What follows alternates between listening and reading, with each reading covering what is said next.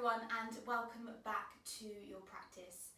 Today's focus is going to be looking at the completion of a sun salutation and the transition down to the floor. So if you're a beginner, there's going to be an option there.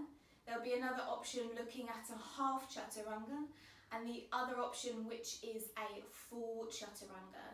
So typically, as I mentioned, you'll see this in the completion of a sun salutation. So this is where we move down to the floor, we incorporate a back bend, transition back to downward facing dog, and then complete the sun salutation, whether stepping forward into a lunge variation or hopping or stepping towards the top edge of your mat. So chaturanga, typically, whether you're a beginner or whether you're an advanced student, can be a really tricky pose, and chaturanga is lowering from a high to a low plank, and typically most yogis see that with the knees lifted, the elbows squeezing in, and you're hovering off of the floor.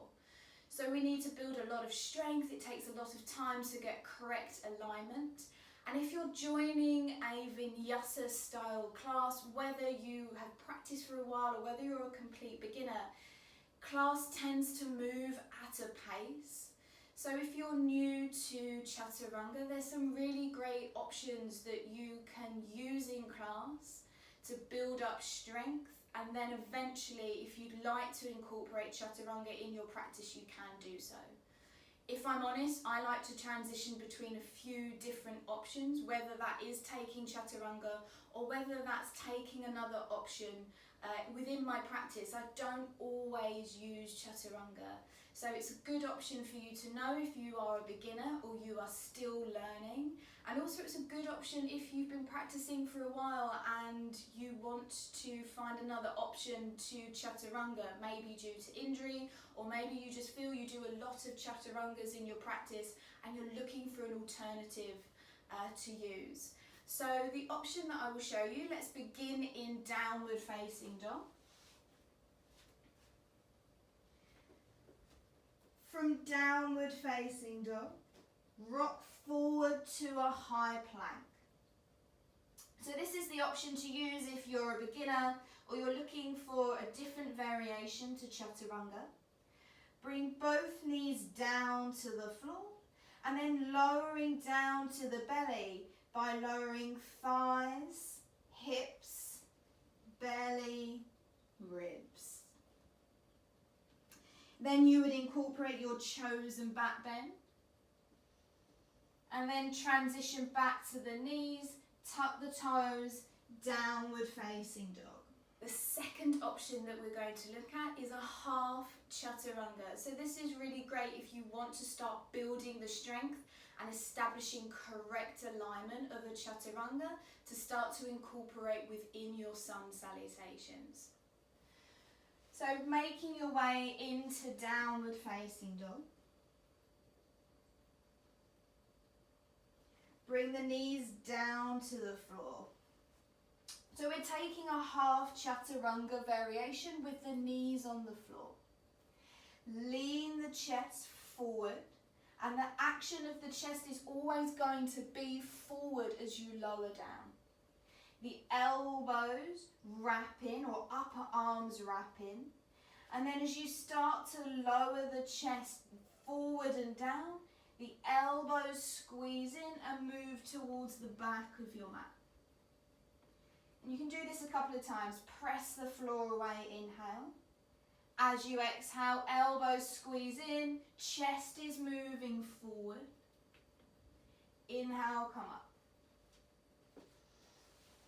And this is a variation that you can take during class, even practicing for yourself. Again, finding the correct alignment of the chest moving forward, squeezing the elbows in, and you'll also be able to feel the work and strength needed in the arms.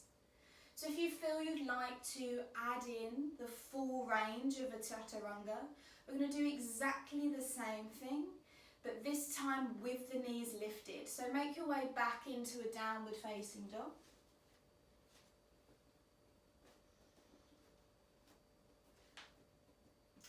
Inhale, rocking forward to a high plank.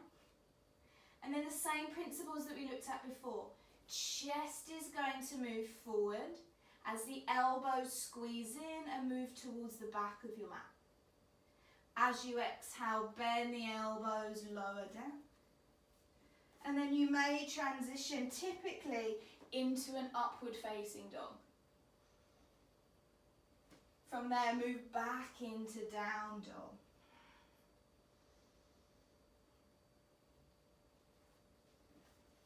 So Chaturanga is typically a more challenging pose, whether you are a beginner or even if you have been practicing for a while. And it's really important to find time to establish correct alignment, especially in full Chaturanga. So we always want to make sure when we're lowering from a high to a low plank in Chaturanga, that as we bend the elbow doesn't move past the rib cage. So you want to keep the elbows squeezing in. It doesn't have to touch the rib cage. I like to brush the rib cage just to remind myself to squeeze in. But making sure that we don't lower any further than the elbow in line with the chest. If we start to get into this territory, we start to get into the soft tissue in the shoulders and into the rotator cuff. And after a while, doing lots of sun salutations, lowering from Chaturanga, we can start to cause weakness and even injury in this area.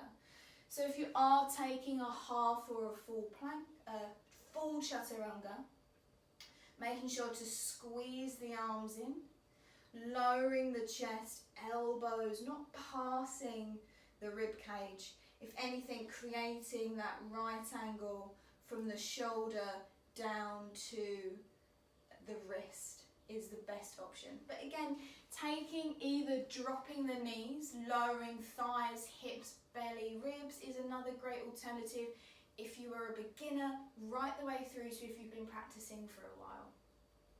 I hope you can take those tips and put them directly into your practice.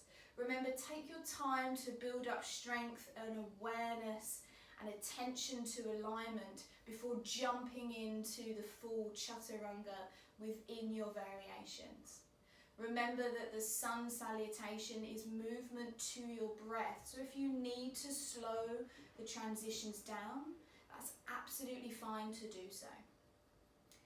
I hope those tips have helped. Put them straight into your practice, and I look forward to seeing you in another class soon.